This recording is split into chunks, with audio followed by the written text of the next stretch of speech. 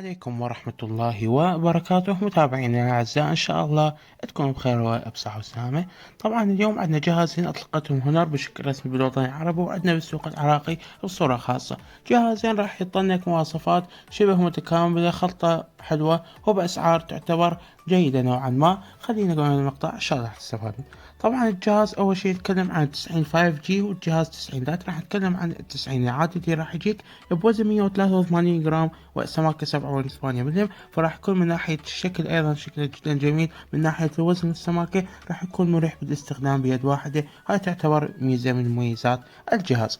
بالإضافة إلى ذلك الجهاز راح يجيك بشاشة خرافية، نوع أموليد تدعم لون بدون كلر وال120 هرتز وتقنية ال HDR 10 بلس، وإنارة البيك مالتها 1600 شمعة. حجمها 6.7 إنش، ودقتها الفول اتش دي بلس، وكثافتها 435 بكسل لكل إنش. شاشة راح تعطيك مستوى فوق الممتاز، راح تعطيك مستوى عالي أثناء الألعاب، مشاهدة أفلام راح تعطيك فشي ممتاز.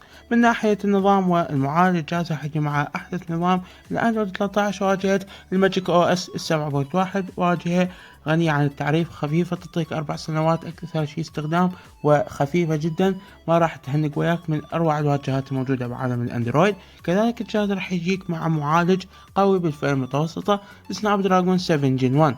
طبعا هذا المعالج دقة تصنيعه 4 نانومتر، راح يكون استهلاك البطارية ممتاز جدا. كذلك الجهاز راح يجي مع معالج رسوميات الأدرينو 644، راح يعطيك بألعاب مثل ببجي موبايل 60 فريم، بألعاب 90 فريم، اكو ألعاب 120 فريم، كلها حسب اللعبة ودعمها للمعالج. كذلك الجهاز راح يجي مع كاميرا 200 ميجا بكسل فتحتها 1.9، وتخيل هذا الرقم بالسعر وبالجهاز.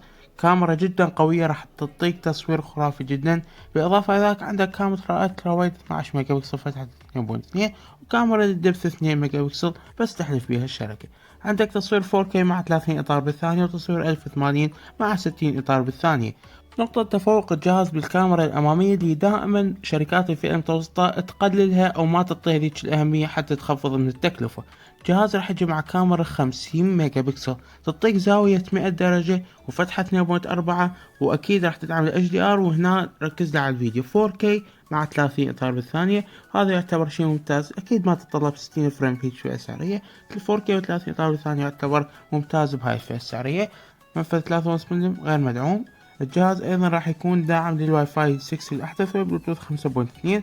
الجهاز راح يجي ايضا مع بصمة اسفل الشاشة سريعة وممتازة.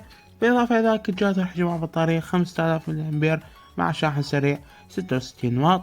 وايضا الجهاز راح يجي سعره من 439 دولار.